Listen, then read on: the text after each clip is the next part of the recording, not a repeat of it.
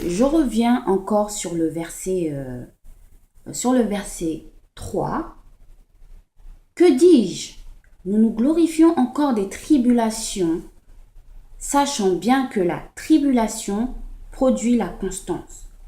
Nous sommes constants, malgré les épreuves. La constance, une vertu éprouvée. Une vertu éprouvée veut dire, par exemple, la patience, l'amour.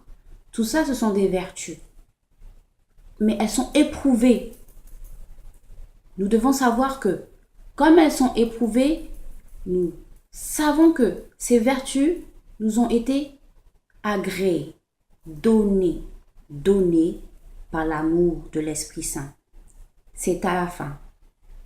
Et l'espérance ne déçoit point, parce que l'amour de Dieu a été répandu dans nos cœurs par l'Esprit Saint qui nous fut donné.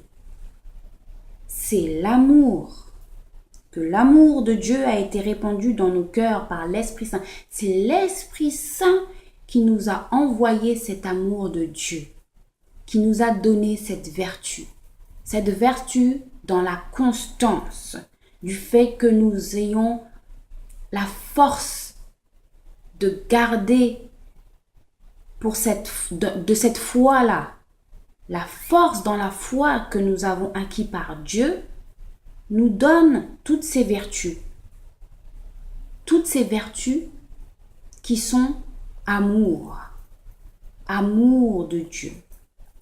C'est grâce à cet amour de Dieu dont nous nous nourrissons que cette force est transformée en vertu. Cette patience, c'est de la vertu, c'est une vertu.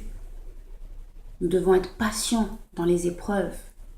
Et nous devons offrir cet amour que nous avons acquis malgré les souffrances, les déceptions, les humiliations.